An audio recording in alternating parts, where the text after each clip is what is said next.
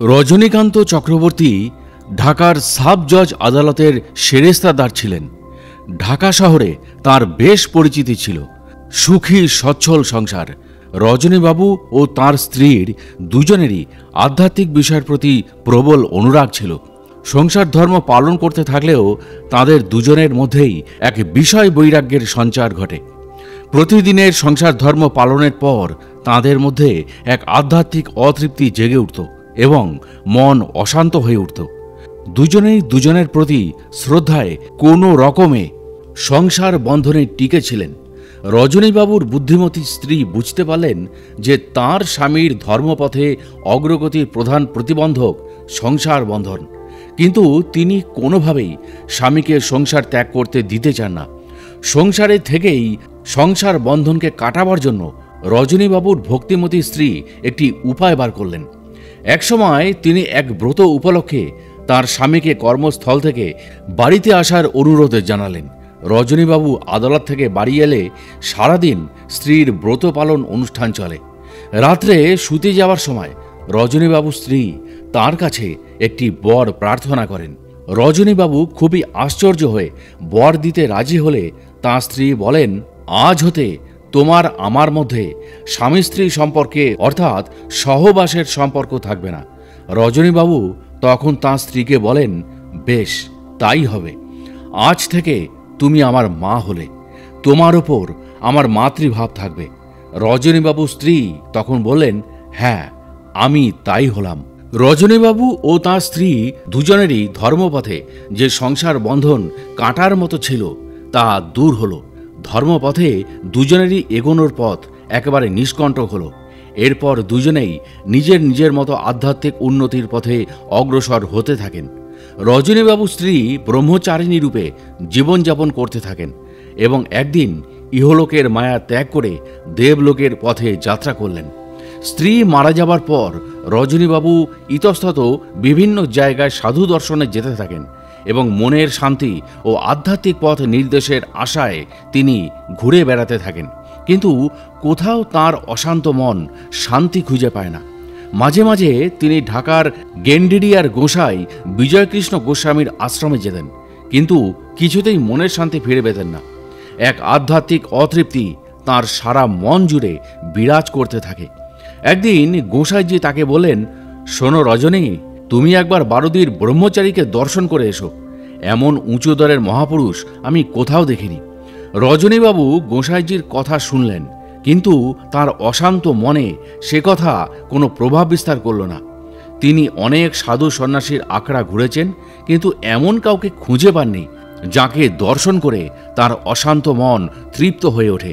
এইভাবে স্ত্রী বিয়োগের ব্যথা নিয়ে রজনীবাবু অতৃপ্ত মনে জীবনযাপন করতে থাকেন। এরপর একদিন সাব জজ কোর্টের এক উকিল রজনীবাবুর মনের অবস্থা বুঝতে পেরে তাকে বারুদের ব্রহ্মচারী বাবাকে দর্শন করার পরামর্শ দেন। যে উপদেশ গোসাইজি তাকে দিয়েছিলেন সেই একই পরামর্শ উকিলবাবুর কাছে শুনে রজনীবাবুর মনে বারুদের ব্রহ্মচারী বাবাকে দর্শনের ইচ্ছা হয়। তিনি তখন আর দেরি না করে তাঁর আদালতের বৃন্দাবন নামে একজন পিয়ন ও ঢাকা মুন্সেফ আদালতের উকিল বিষ্ণুচরণ চক্রবর্তীকে নিয়ে বারুদের আশ্রমে যাওয়া ঠিক করলেন। সেই সময়টা ছিল বাংলা 1294 সালে শ্রাবণ মাস। যাবার দিন নদীর ঘাটে বৃন্দাবন ও রজনীবাবু এসে পৌঁছেছেন, কিন্তু বিষ্ণুবাবুর দেখা নেই। তারপর হঠাৎ বিষ্ণুবাবু হন্তদন্ত হয়ে এসে খবর দিলেন যে একটি বিশেষ পারিবারিক কারণে তিনি সেদিন সঙ্গে যেতে পারবেন না। এরপর রজনীবাবু বৃন্দাবনকে সঙ্গে নিয়েই নৌকা যোগে বারুদির পথে পাড়ি দিলেন। রজনীবাবুর নৌকা সূর্যোদয়ের কিছু আগেই যখন বারুদির বাজারের পশ্চিম দিকের আখড়ার কাছে পৌঁছালো, তখন পায়ে দাঁড়ানো একটি নৌকা থেকে একজন জিজ্ঞাসা করল, এই নৌকা কোথা থেকে আসছে?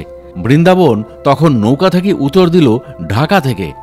পাড়ের নৌকা থেকে আবার প্রশ্ন হলো, এই নৌকায় রজনীবাবু এসেছেন নাকি? তখন বৃন্দাবন পাল্টা প্রশ্ন করলেন, আপনি জানলেন কি করে?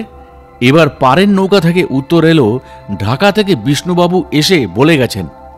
এই কথা শুনে রজনীবাবু ও বৃন্দাবন দুজনেই যার পর নাই বিস্মিত ও হতবাক হলেন। তাঁরা ভাবতে লাগলেন, এটা কি করে সম্ভব? বিষ্ণুবাবু তো নিজেই তাদের রওনা হবার সময় নদীর ঘাটে এসে জানিয়ে গেলেন যে কিছু পারিবারিক সমস্যার কারণে তিনি বারোদি যেতে পারবেন না তাদের সঙ্গে। তাই তো তারা দুজনেই রওনা হয়ে এলেন। এখন তাদের নৌকা সবে ঘাটে এসেছে। এর মধ্যে বিষ্ণুবাবু তাদের আগে পৌঁছে কি করে তাদের আসার সংবাদ দিয়ে গেলেন? রজনীবাবু চমৎকৃত হচ্ছেন এই ভেবে যে এটা নিশ্চয়ই সেই বারোদির ব্রহ্মচারী বাবার এক অলৌকিক লীলা। বৃন্দাবনের কাছে গোটা ব্যাপারটা কিছুই বোধগম্য হল না। সে নিঃশব্দে রজনীবাবুকে অনুসরণ করে বারোদির আশ্রমের পথে এগোতে লাগল। বারোদির আশ্রমে প্রবেশ করেই রজনীবাবুর মনে হল তিনি যেন কোনো পুরাকালের মুনি ঋষির আশ্রমে এলেন। আশ্রমের ভূমিতে পা রেখেই তিনি এক পবিত্রতা স্পর্শ পান। পরিষ্কার পরিচ্ছন্ন আশ্রম, চারিদিকে নানা রকম সুরভিত ফল ও ফুলের গাছ রয়েছে। উঠোনের মধ্যে একটি বেল গাছ 4 হাত উঁচু। গাছটি উপরে উঠে 3টি শাখায় বিভক্ত হয়েছে। শাখাগুলি উপরে উঠে এমনভাবে বিস্তৃত হয়েছে যেন তার ছায়ায় আশ্রমের আগমনকারীরা একটু ঠান্ডা হতে পারেন। সেই গাছের নিচে কিছু ভক্ত বসেছিলেন। আশ্রমের ডান দিকে লোকনাথ বাবার আসন ঘর, ঘরের বাইরে একটি লম্বা টানা বারান্দা। রজনীবাবু আশ্রমে আসার সময় একটি মিছিলের পুঁটলি সঙ্গে করে এনেছিলেন। তিনি বৃন্দাবনকে সঙ্গে নিয়ে লোকনাথ বাবার ঘরে প্রবেশ করে মিছিলের পুঁটলিটা তার পায়ের কাছে রেখে তাঁর চরণে মাথা ঠেকিয়ে যেই প্রণাম করছেন, অমনি তাঁর নাকে এক অতি সুমিষ্ট দিব্য গন্ধ প্রবেশ করল এবং বাবার চরণ স্পর্শে তার সমস্ত শরীর একেবারে শিহরিত হল। তিনি পাগলের মতো হয়ে দুহাত তুলে লাফাতে লাগলেন। এই গন্ধ তো যে সে গন্ধ নয়, এই যে এক অপার্থিব দিব্য সুগন্ধ, যা কেবল দেবতাদের শরীর থেকেই নির্গত হতে পারে। বাবা লোকনাথ আসনে স্থির হয়ে বসে রয়েছেন। রজনীবাবু পাগলের মতো হয়ে আবার লোকনাথ বাবার চরণে মাথা স্পর্শ করলেন এবং প্রায় 15 মিনিট সেইভাবেই বাহ্যজ্ঞান শূন্য অবস্থায় রইলেন। 15 মিনিট পর যখন তার বাহ্যজ্ঞান ফিরে এলো, তিনি লোকনাথ বাবার ডান দিকে মাটির ওপর ধপ করে বসে পড়ে বাবার পলকহীন 2 চোখের দিকে তাকিয়ে থাকলেন। বাবার চোখের সঙ্গে তার যখন দৃষ্টি বিনিময় হলো, তখন তিনি কোথায় যেন হারিয়ে গেছেন, চলে গেছেন অন্য এক জগতে। কিছুক্ষণ এইভাবে নীরব দৃষ্টি বিনিময়ের পর বারান্দার পাতা একটি কুশাসন দেখিয়ে লোকনাথ বাবা তাকে বললেন সেখানে গিয়ে বসতে। রজনীবাবু লোকনাথ বাবাকে হাত জোর করে বললেন, আপনার চরণপদ্ম ছাড়া আর কোথাও বসবার ইচ্ছা আমার নেই। রজনীবাবুর মধ্যে আধ্যাত্মিক অনুভূতি তো ছিলই, সংসারী হয়েও তিনি বৈরাগ্য জীবনযাপন করেছেন, ব্রহ্মচর্য পালন করেছেন। লোকনাথ বাবার চরণ স্পর্শে যে দিব্য অনুভূতি তিনি পেয়েছেন, সেটা ছেড়ে তিনি আর কোথাও যেতে চান না। লোকনাথ বাবা তখন একটু কঠোর স্বরে রজনীবাবুকে বললেন, ওই বাসনাতেই তো সব মাটি করলি। রজনীবাবু লোকনাথ বাবার কথার মানে বুঝতে পারলেন না। ব্রহ্মজ্ঞ মহাপুরুষের সব কথার অর্থ বোঝা তো সাধারণ মানুষের কাজ নয়। রজনীবাবু ভাবতে লাগলেন, আমি তো কোনো বিষয় বাসনা নিয়ে এখানে আসিনি। বাবার চরণ দর্শনই আমার আকাঙ্ক্ষা ছিল। বাবার কৃপায় সেই চরণের আত্মিক দর্শন হয়েছে, আর তার কি বাসনা থাকতে পারে? এমন ভাবতে ভাবতে তিনি দেখলেন লোকনাথ বাবার 2টি চোখ একেবারে স্থির। তার দৃষ্টি যেন বহু দূরে কোথাও নিক্ষেপিত হচ্ছে। তার দেহে কোনো শ্বাস প্রশ্বাসের লক্ষণ নেই। তার দেহটি যেন কাঠের মতো স্থির, পটে আঁকা যেন কোনো ছবি। লোকনাথ বাবার দেহটি আশ্রমের সেই ঘরে থাকলেও তিনি যেন সেই দেহে তখন নেই, চলে গেছেন অন্য কোথাও অজানা কোনো দেশে। এমনভাবে প্রায় 15 মিনিট কাটল। তারপর তাঁর দেহে প্রাণের স্পন্দন দেখা দিল। তিনি রজনীকান্তের দিকে স্থির হয়ে কঠোর দৃষ্টিতে তাকালেন। রজনীকান্তের দিকে স্থির দৃষ্টি রেখে গম্ভীর স্বরে তিনি তাকে প্রশ্ন করতে থাকলেন। রজনীকান্ত তার উত্তর দিতে থাকলেন। এরপর হঠাৎ বাবা লোকনাথ রজনীকান্তকে বললেন, অনেকদিন হলো তোর স্ত্রী গত হয়েছেন, তুই আবার বিয়ে করলি না কেন? তুই ভাবলি বিয়ে করলে তোর ব্রহ্মজ্ঞান হবে না? তুই একটা কাপুরুষ। রজনীকান্ত নিজে থেকে তার সম্বন্ধে কোনো কথাই এ যাবৎ লোকনাথ ব্রহ্মচারী বাবাকে বলেননি। তিনি ভাবলেন, বাবা কি করে স্ত্রীর কথা জানলেন? তিনি বাবার কথা শুনে চমকে উঠলেন। এতদিন যে সমস্ত সাধু সন্ন্যাসী তিনি দর্শন করেছিলেন, তাদের মধ্যে তিনি এই রকম দিব্য প্রকাশ ও ক্ষমতা দেখেননি।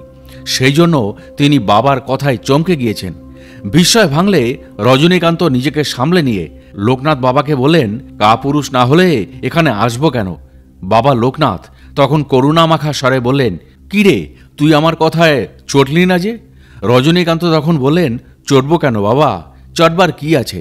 কাপুরুষকে কাপুরুষ বলেছেন, আমাকে যদি দুটো চর কিংবা জুতোর বাড়িও দেন তাহলেও চটব না। আমি আপনাকে চিনেছি, বুঝেছি, আমি বুঝেছি নিতান্ত পাষণ্ড যদি আপনার সাক্ষাতে আসে সেও চড়তে পারে না। একজন ব্রহ্মজ্ঞ ঋষি ও তাঁর ভক্তের মধ্যে এই আলাপ আলাপন এক গভীর ইঙ্গিত বহন করে। কোনো সিদ্ধ মহাযোগী সহজে কাউকে তাঁর কাছে ঘেঁষতে দেন না। যে তাঁর কাছে আসার চেষ্টা করে তার প্রতি এমন দুর্ব্যবহার তিনি করেন, ভয় দেখান, যেন সে বিরক্ত হয়ে দূরে সরে যায়। কিন্তু আগন্তুক যদি সেই রুদ্ররূপকে সহ্য করে মহাযোগীর সান্নিধ্যে দৃঢ় প্রতিজ্ঞ হয়ে না ছাড়েন, তবে তার শেষে তার কোমল হৃদয়ে অবশ্যই তিনি জায়গা পান। রজনীকান্ত সেদিন কোনোভাবেই এই মহর্ষির কৃপা দৃষ্টি থেকে নড়বেন না স্থির করেছেন। তাই লোকনাথ বাবার কোনো কথায় তার প্রতি রজনীকান্তের রাগ বিরূপতা কিছুই প্রকাশিত হয়নি। এইবার লোকনাথ ব্রহ্মচারী বাবা রজনীকান্তকে বললেন, রজনী, তুই আবার বিয়ে কর, এই আমার আদেশ। বাবা এবার আদেশ করে রজনীকান্তকে পরীক্ষা করছেন। রজনীকান্ত উত্তর দিলেন, আপনার এ আদেশ আমি পালন করতে পারবো না। এই কথা শুনে লোকনাথ বাবা রাগত স্বরে বললেন, কেন পারবি না? রজনীকান্ত উত্তর করলেন, স্ত্রীলোকে আমার মাতৃভাব হয়েছে। অবশ্য এর পেছনে আমার বিগতা স্ত্রীর ভূমিকা ছিল। এরপর রজনীকান্ত 3 বছর আগেকার সেই ব্রতের দিনের কথা লোকনাথ বাবাকে বললেন। সেদিন সারাদিন ব্রত পালন করে তার স্ত্রী তাকে সংসার বন্ধন থেকে মুক্ত করে দিয়েছিলেন এবং তিনি তার স্ত্রীকে মাতৃরূপে দেখার শপথ নিয়েছিলেন। এখন জগতের সব স্ত্রীলোকের প্রতি রজনীকান্তের মাতৃভাব। বাবা লোকনাথ রজনীকান্তের মুখে এই কথা শুনে বললেন, সত্যযুগ ফিরে এলো নাকি রে? তাহলে তুই আমার কাছে এসেছিস কেন? আমার তো উচিত ছিল তোর কাছে যাওয়া। সংসারবদ্ধ জীবের পক্ষে সহধর্মিণীর প্রতি মাতৃভাব স্থাপন করা তো সোজা কথা নয়। এই রকম সংসার বৈরাগ্য একমাত্র তখনই হতে পারে যখন স্বামী স্ত্রী উভয়ই সংসারের মধ্যে থেকেও ব্রহ্মচর্য পালন করতে পারেন। এই ঘটনার প্রায় 11 বছর আগে এমন কাণ্ড ঘটেছিল দক্ষিণেশ্বরে। ঠাকুর শ্রী রামকৃষ্ণ সারদা মাকে জগদম্বা রূপে পূজা করে তাঁর প্রতি মাতৃভাব জ্ঞাপন করেছিলেন। তিনি ছিলেন উচ্চকোটির ভগবৎ প্রেমে উন্মত্ত সাধক এবং সারদা মায়ের মধ্যে ছিল মাতৃশক্তি। বাবা লোকনাথ রজনীকান্তের ইন্দ্রিয় সংযম ক্ষমতার পরীক্ষা করছিলেন। ইন্দ্রিয় সংযম না করতে পারলে অবিদ্যাজনিত কষ্ট দূর করা যায় না। সাধক পঞ্চভূতের দেহের পঞ্চ কর্মেন্দ্রিয়কে সংযত করে কর্মযোগে ব্রতী হন। এই পঞ্চ কর্মেন্দ্রিয়ের মধ্যে একটি হল উপস্থ। উপস্থ সংযমের দ্বারাই ব্রহ্মচর্য পালিত হয়। কিন্তু সংসারবদ্ধ জীবের পক্ষে এই পর্যায়ে পেরোনো অত্যন্ত কঠিন কাজ। সেই জন্য লোকনাথ বাবা বিভিন্ন প্রশ্নের মাধ্যমে রজনীকান্তের চিত্ত শুদ্ধিতা সম্বন্ধে নিশ্চিত হতে চাইলেন। রজনীকান্ত যখন বলেন, কাপুরুষ না হলে আপনার কাছে আসবো কেন, এই কথা শুনে লোকনাথ বাবা খুবই সন্তুষ্ট হয়েছিলেন। যতক্ষণ মানুষের মধ্যে অহং ভাব থাকে ততক্ষণ সে নিজেকে বড় বলে মনে করে। সাধু সঙ্গের প্রতি আকুলতা তখন জন্মায় না। বাবা লোকনাথ পরীক্ষা করে তাকে দেখছিলেন রজনীকান্ত আসলে কি চায়। রজনীকান্তের অন্তরে সাধু লাভের আকুলতা ও তার পথের সন্ধানের আকুলতা বাবা লোকনাথকে অত্যন্ত চমৎকৃত করেছিল। তিনি রজনীকান্তকে ঘর থেকে বাইরে গিয়ে বসতে বললেন। রজনীকান্ত ঘর থেকে উঠে আশ্রমের উঠোনে একটি আম গাছের নিচে গিয়ে বসলেন। কিছুক্ষণ পর হঠাৎ সেখানে জোর বৃষ্টি শুরু হলো। রজনীকান্ত কোনো ভ্রুক্ষেপ না করে গাছের নিচে বৃষ্টির মধ্যে বসে রইলেন। মনে মনে ভাবতে লাগলেন, একদিন জ্ঞানে অজ্ঞানে কত না পাপ করেছি, তাই মুক্ত মহাপুরুষের সামনে সব ধুয়ে মুছে যাক। আজ এই জল ঝড়ে আমার দেহের যদি কোনো ক্ষতি হয় তবে এই মহাপুরুষই তার প্রতিকার করবেন। এই মনে করে যখন রজনীকান্ত বৃষ্টিতে ভিজে একেবারে একসা, তখন লোকনাথ বাবা তাকে ডেকে বললেন, রজনী, তুই উঠে আয়, আমার কাছে আয়। ওরে, তুই এখনো ছায়ার কচু, রোদ বৃষ্টি সইবি কি করে? এ কথা শুনে রজনীকান্ত বুঝলেন যে বারুদি আশা তার সফল হয়েছে। তিনি গাছের তলা থেকে উঠে কাক ভেজা অবস্থায় লোকনাথ বাবার কাছে এসে বসলেন। লোকনাথ বাবা রজনীকান্তের সঙ্গে আবার ধর্ম আলোচনা করতে শুরু করলেন, কিন্তু বৃষ্টিতে ভিজে সপসপে হয়ে গিয়ে রজনীকান্তের খুব তামাক খাওয়ার ইচ্ছা হলো। রজনী বাবুর একটু তামাকে আসক্তি ছিল। অন্তর্যামী লোকনাথ বাবা রজনীকান্তের মনের কথা জানতে পেরে তাকে বললেন, তুই কেমন ভক্ত রে, আমাকে একটুও তামাক খাওয়াতে পারলি না? রজনীকান্ত তখন মনে মনে আনন্দিত হয়ে তামাক সাজতে গেলেন। রজনীকান্ত তামাক সেজে নিয়ে এসে লোকনাথ বাবাকে দিলেন। বাবা তখন নিজে প্রসাদ করে রজনীকান্তকে খেতে দিলেন। রজনীকান্ত লোকনাথ বাবার আড়ালে তামাক খাবার চেষ্টা করতেই বাবা বলে উঠলেন, তা হবে না, আমার সামনে বসে খেতে হবে।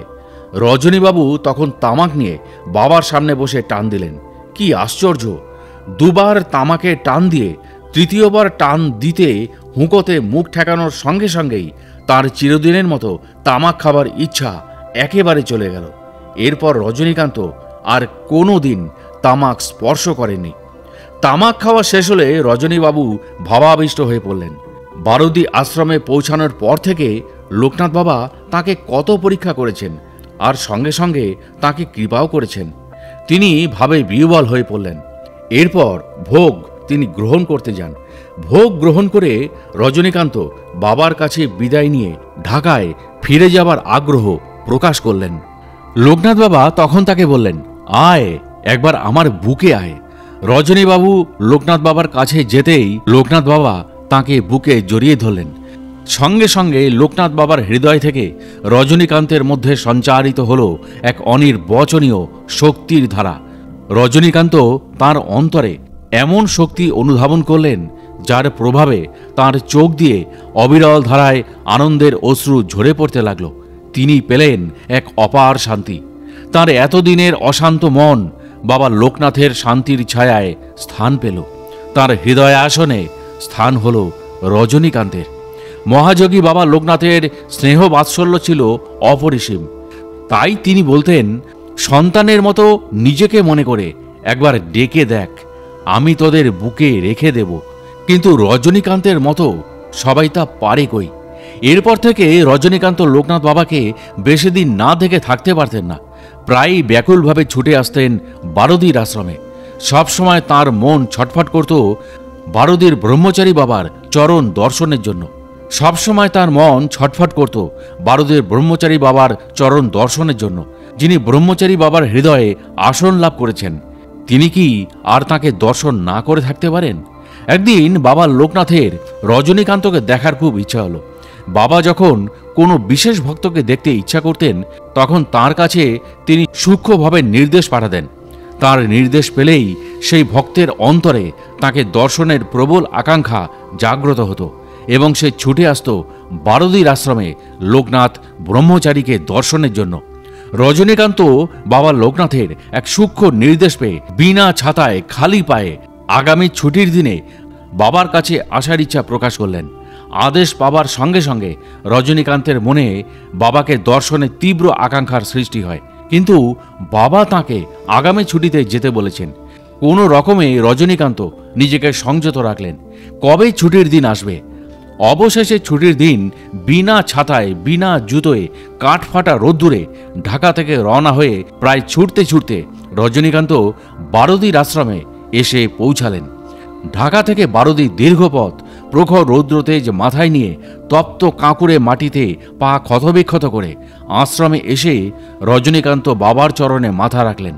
লোকনাথ বাবার চরণে রজনীকান্ত মাথা স্পর্শ করা মাত্র এক অপার্থিব আনন্দের ধারা তার সারা শরীরে প্রবাহিত হতে লাগল এবং তার সমস্ত পথের ক্লান্তি মুহূর্তের মধ্যেই একেবারে চলে গেল। বাবা রজনীকান্তকে তখন আশ্রমে থাকার নির্দেশ দিলেন। রজনীকান্তের উপর আশ্রম দেখাশোনার ভার পড়ল। আশ্রম পরিচালনায় গুরুদায়িত্ব কাঁধে নিয়ে রজনীকান্ত নিষ্ঠার সঙ্গে লোকনাথ বাবা ও ভক্তদের সেবা করতে লাগলেন। আশ্রমের সেবায় কোনো ত্রুটি হলে লোকনাথ বাবা কিন্তু খুব রেগে যেতেন। আশ্রমের প্রতিটি কাজের প্রতি তার ছিল প্রখর দৃষ্টি। আশ্রমের সেবা করা ছিল কর্মযোগের একটি অঙ্গ। রজনীকান্তকে লোকনাথ বাবা কর্মযোগী করতে চেয়েছিলেন। কর্ম ছেড়ে কেবল সাধু সন্ন্যাসীদের আখড়ায় ঘুরে বেড়ালে কর্মসাধন হয় না। কর্ম করতে হবে নিষ্কামভাবে, তবেই নৈষ্কর্ম সিদ্ধি হবে। কর্মের মধ্যেই ব্রহ্মের সন্ধান করতে হবে। কর্মযোগীর কাছে কর্মই হল ব্রহ্ম। রজনীকান্তের কর্মযোগের প্রতি নিষ্ঠা ও বাবা লোকনাথের প্রতি একনিষ্ঠ এবং অকৃত্রিম ভক্তিভাব দেখে লোকনাথ বাবা খুবই খুশি হয়েছিলেন। তিনি তার দিব্য দৃষ্টিতে জানতে পারেন যে রজনীকান্তের পার্থিব ভোগ্যবস্তুর ওপর কোনো আসক্তি নেই এবং ঈশ্বর লাভের জন্য তার অন্তর হয়ে উঠেছে ব্যাকুল। এই রকম অবস্থায় একদিন লোকনাথ বাবা রজনীকান্তকে ডেকে আদেশ করলেন কৌপিন পরার জন্য। তিনি আরও বললেন, বাড়িতে যখন থাকবি নেংটি পরে থাকবি, আর বাইরে বেরোলে শাল দোশালা করে পড়বি। এখন থেকে তুই হলি রজনী ব্রহ্মচারী। রজনী ব্রহ্মচারী এরপর ঢাকায় ফিরে গিয়ে একটি আশ্রম প্রতিষ্ঠা করে আর্তের সেবায় নিজেকে নিয়োজিত করলেন। তার কাজের ওপর লোকনাথ বাবার আশীর্বাদ আছে এবং তিনি রজনী ব্রহ্মচারীর কর্মযোগের ওপর বারদি থেকেই প্রখর দৃষ্টিতে লক্ষ্য রাখতেন। আশ্রম প্রতিষ্ঠা করার পর রজনী ব্রহ্মচারীর কাছে অনেক লোক আসত তাদের দুঃখ দুর্দশা নিয়ে। রজনী ব্রহ্মচারী স্পর্শে অনেকে রোগও সেরে যেত। তার নাম ঢাকা শহরে ছড়াতে থাকে। এতে তার মনে ধীরে ধীরে এক মোহের জন্ম নেয়, নামের মোহ। একদিন তিনি লোকনাথ বাবার কাছে বারদি আশ্রমে আসেন। তখন তিনি একান্তে কথোপকথনের সময় লোকনাথ বাবাকে জিজ্ঞাসা করেন, মোহ কেন আসে? বাবা লোকনাথ তাকে বলেন, মোহ কেন আসে তা জানা আছে, আসতে না দিলেই হয়। তখন রজনী ব্রহ্মচারী সহজ সরলভাবে বাবাকে জিজ্ঞাসা করলেন, মোহ জয়ের সহজ পথ কি? বাবা তখন উত্তর দেন, বাক্যবান, বন্ধুবিচ্ছেদ বান ও চিত্তবিচ্ছেদ বান সহ্য করতে পারলে মৃত্যুকেও জয় করা যায়।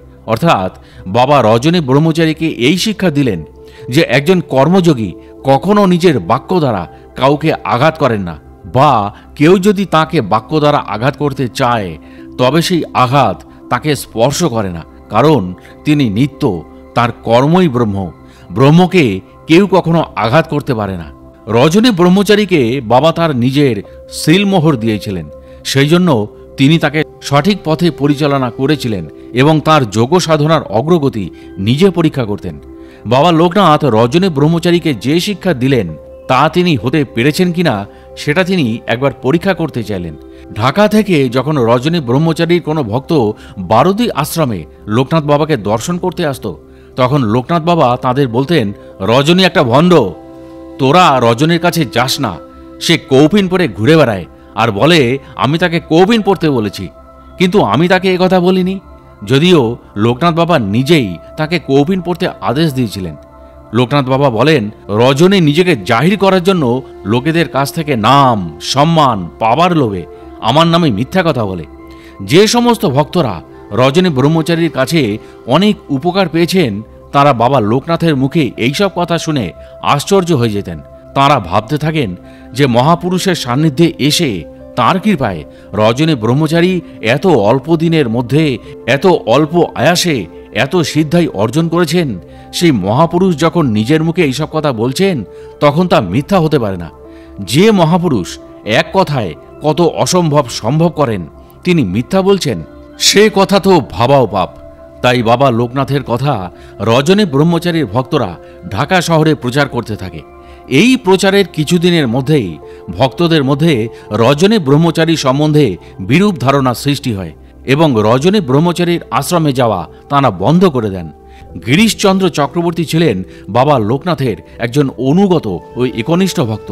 তিনি জানতেন যে রজনী ব্রহ্মচারীকে কর্মযোগ ও সাধন পথে প্রতিষ্ঠিত করেছেন বাবা লোকনাথ নিজেই। এমনকি তিনি নিজে সকলকে বলতেন, রজনী হলো আমার সিলমোহর।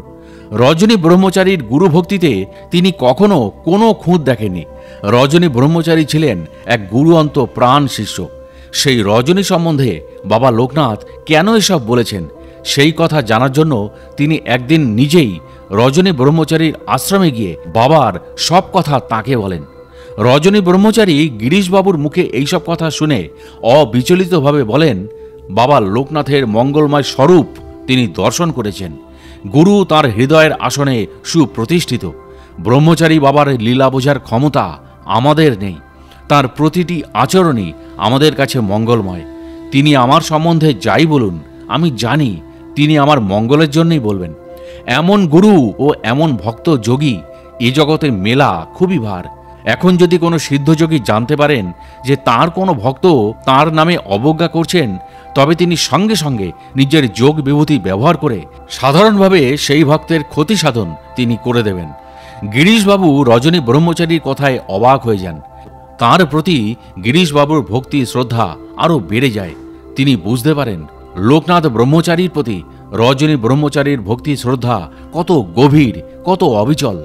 এই রকম গুরুভক্তি আছে বলেই তো তিনি লোকনাথ বাবার দ্বারা সঞ্চারিত যোগশক্তি নিজের মধ্যে ধারণ করতে পেরেছেন। এইভাবে 1 বছর ধরে বাবা লোকনাথের লীলা চলতে থাকে। রজনী ব্রহ্মচারী লোকনাথ বাবার উক্তিকে আশীর্বাদ মনে করে অন্তরে ধারণ করেন, আর ভক্তরা যখন এইসব কথা তাকে বলতেন তখন তিনি তা সম্পূর্ণ উপেক্ষা করতেন। ভক্তদের কথা তার মধ্যে কোনো বিরূপ প্রতিক্রিয়া সৃষ্টি করে না, তার গুরুর প্রতি কোনো রকম ক্ষোভের সৃষ্টি করে না। 1 বছর পরে একদিন রজনী ব্রহ্মচারী বারুদি আশ্রমে আসেন লোকনাথ ব্রহ্মচারীকে দর্শনের জন্য। আশ্রমে এসে তাকে প্রণাম করে তিনি নির্বিকারভাবে আশ্রমের সেবায় লেগে যান। কোনো রকম মান অপমান বোধ তার ব্যবহারে প্রকাশ পায়নি। তার মনের মধ্যে কেবল একটি আগ্রহ, লোকনাথ বাবার নিজের মুখ থেকে শোনার যে তার এই রকম আচরণ করার প্রকৃত কারণ কি ছিল। রজনী ব্রহ্মচারী যখন আশ্রমে থাকতেন তখন গোয়ালিনী মাঠ থেকে খাবার নিয়ে তিনি নিজের হাতেই লোকনাথ বাবাকে খাইয়ে দিতেন। এদিনও সেই রকম খাবার নিয়ে তিনি লোকনাথ বাবাকে খাওয়াতে এলেন। তার ব্যবহারে কোনো রকম মানসিক বিরূপতা প্রকাশ পেল না। খাওয়াতে খাওয়াতে একসময় তিনি লোকনাথ বাবাকে প্রশ্ন করলেন, বাবা, এই কথা কি সত্য যে আপনি বহু লোকের কাছে বলেছেন রজনী নিজের ইচ্ছায় সম্মান আর যশের মোহে কৌপিন পড়েছে? আমি তাকে পড়তে বলিনি। আপনি জানেন এ কথা মিথ্যা, তবুও কেন আপনি এই মিথ্যার অবতারণা করেছেন আমার খুব জানতে ইচ্ছা হয়। রজনীকান্তের কথা শুনে লোকনাথ বাবা তাকে সোজা উত্তর দিলেন, হ্যাঁ বলেছি তো, তোকে কৌপিন নিতে বলেছি বলে তুই আমার দুর্নাম করে বেড়াস, আর তার ফলে বহু লোক এসে আমায় বিরক্ত করে। বাবার কথা শুনে রজনীকান্তের মাথায় আকাশ ভেঙে পড়ে। বাবা লোকনাথের মাহাত্ম্য কীর্তন তাঁর জীবনের ব্রত। তিনি যে কাজ করেন সব বাবা লোকনাথের নাম নিয়েই করেন এবং তাঁর যোগশক্তির ক্ষমতাতেই করেন। অথচ বাবা বলছেন কিনা সে বাবার দুর্নাম করে বেড়ায়। বিস্ফারিত চোখে রজনীকান্ত বাবার মুখের দিকে তাকিয়ে থাকেন, তার মুখ দিয়ে কোনো কথাই বার হয় না। বাবা লোকনাথ রজনী ব্রহ্মচারীর চোখের দিকে তাকিয়ে তার সপ্রশ্ন দৃষ্টির অর্থ বুঝতে পারেন। শিষ্যের অন্তরে বেদনা নিরসনের জন্য তিনি তখন সস্নেহে বলেন, দূর শব্দের অর্থ ব্যবধান, আর নাম শব্দের অর্থ যশ। দূর থেকে যশ কীর্তন করার নাম দূর নাম। তুই দূর থেকে আমার যশ কীর্তন করলে লোকে আমার কাছে এসে বিরক্ত করে। যোগীর কাছে যত বেশি সংসারী লোকের ভিড় হয় তার যোগ সাধনায় ততই বিঘ্ন ঘটে। লোকের ভিড় তাদের নাম কীর্তন সাধকের মনে মোহ বা অহংকারের সৃষ্টি করতে পারে, আর যোগী যদি একবার সেই মোহজালে জড়িয়ে পড়ে তবে আর সে সাধন মার্গের উচ্চ স্তরে উঠতে পারে না। পরম করুণাময় বাবা লোকনাথ তার প্রিয় শিষ্যের আধ্যাত্ম পথের বাধাগুলি থেকে সচেতন করার জন্যই তার নিন্দার আশ্রয় নিয়েছিলেন। তিনি তার প্রিয় শিষ্যকে সর্বদাই মোহমুক্ত ও অহংকার মুক্ত রাখতে চেয়েছিলেন, যাতে সে সাধন মার্গের আরও উচ্চ স্তরে উন্নীত হতে পারেন। রজনীকান্ত ব্রহ্মচারী বাবার এই উদ্দেশ্য জানতে পেরে তাঁর চরণে লুটিয়ে পড়লেন। তার প্রতি বাবার যে কি অসীম কৃপা তা বুঝতে পেরে তার মাথাটি লোকনাথ বাবার চরণে লুটিয়ে পড়ল। এদিকে ভক্তরা ধীরে ধীরে লোকনাথ বাবার উদ্দেশ্য বুঝতে পারলেন এবং রজনী ব্রহ্মচারীর প্রতি তাদের বিরূপ মনোভাব ত্যাগ করে তার প্রতি আরও শ্রদ্ধাশীল হলেন। রজনী ব্রহ্মচারী বুঝতে পারলেন যে লোকনাথ বাবার স্মরণ পথে তিনি সর্বদাই রয়েছেন এবং লোকনাথ বাবা তাকে সবসময় পরীক্ষা করে চলেছেন। এবারের পরীক্ষায় তিনি উত্তীর্ণ হয়েছেন, কারণ তার প্রতি বাবার বিরূপ মন্তব্য শুনেও তার মন একেবারেই বিচলিত হয়নি। বাবার পুণ্য চরণ থেকে তার মন সরেও যায়নি বা তিনি কোনো মন্তব্য করেননি। বাবার সামনে এসেও তিনি বাবাকে কোনো কথা বলেননি, কেবল এই রকম আচরণের কারণ জানতে চেয়েছিলেন। তিনি বুঝতে পেরেছেন যে লোকহিতের জন্য হলেও কোনো সাধক যখন তার যোগবিভূতি ব্যবহার করেন তখন তার মধ্যে একটি অহংকার বোধ জন্ম নেবার সুযোগ থাকে। সেই অহংবোধ থেকেই মোহের সৃষ্টি হয়, আর এই মোহই আধ্যাত্মিক উন্নতির সবচেয়ে বড় বাধা। বাবা লোকনাথ তাকে এই মোহ থেকে দূরে সরিয়ে রাখার জন্যই ওই পথ অবলম্বন করেছিলেন। তার মনের জিজ্ঞাসা প্রশমিত হয়ে গেছে। এবার রজনী ব্রহ্মচারী ঢাকা ফিরে গিয়ে আবার তার কর্মযোগে ঝাঁপিয়ে পড়লেন।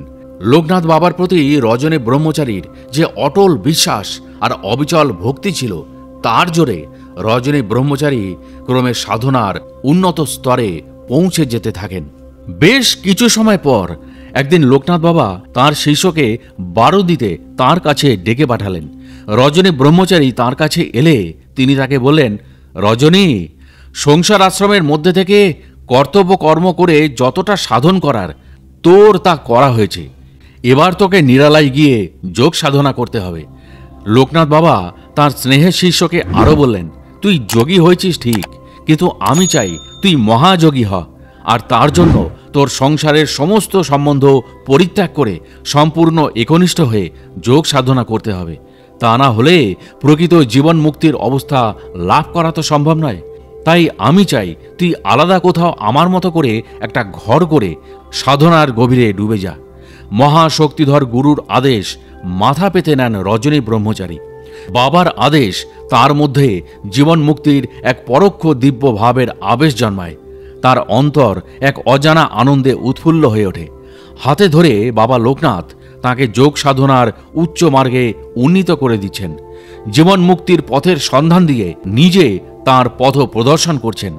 তিনি ভাগ্যবান, কত ভাগ্যবান রজনী ব্রহ্মচারী যে এই ব্রহ্মজ্ঞ দেবসুলভ মহাপুরুষের কৃপা পেতে তিনি সক্ষম হয়েছেন। পরম ভক্তিতে ও শ্রদ্ধায় তার মাথা এই দেবপুরুষের চরণে আশ্রয় গ্রহণ করে। তিনি ভক্তিভাবে বিভোর হয়ে বাবার চরণে অশ্রু বিসর্জন করতে থাকেন এবং ব্রহ্মপুরুষ লোকনাথ বাবার শরীর থেকে এক দিব্য জ্যোতি তাঁর শরীরে প্রবেশ করে। এরপর রজনী ব্রহ্মচারী যোগ সাধনায় লীন হয়ে যান। সংসার জগতের সঙ্গে সমস্ত সম্বন্ধ বিচ্ছিন্ন করে গভীর যোগ সাধনায় তিনি নিজেকে ডুবিয়ে দেন এবং একদিন সাধনার উচ্চস্তরে পৌঁছে বহু সিদ্ধিলাভ করেন। তারপর লোকনাথ বাবার নামে একটি আশ্রম প্রতিষ্ঠা করে তার মতাদর্শ জনসাধারণের মধ্যে প্রচার করতে থাকেন এবং নিজের যোগ সাধনার সিদ্ধায় মানুষের কল্যাণে ব্যবহার করতে থাকেন। তার সমস্ত কাজই ছিল লোকনাথ বাবার নামে উৎসর্গ করা। জীবনের শেষ দিন পর্যন্ত মানব সেবায় রজনী ব্রহ্মচারী নিজেকে নিয়োজিত রেখেছিলেন। বাবা লোকনাথ ব্রহ্মচারীর এইসব অলৌকিক ঘটনাগুলি অজানা মহাযোগী বাবা লোকনাথ গ্রন্থ থেকে নেওয়া হয়েছে। লেখক ডক্টর অসীম বরন্দে, প্রকাশক আধ্যাত্মিক বইয়ের পথ প্রদর্শক গিরিজা লাইব্রেরি।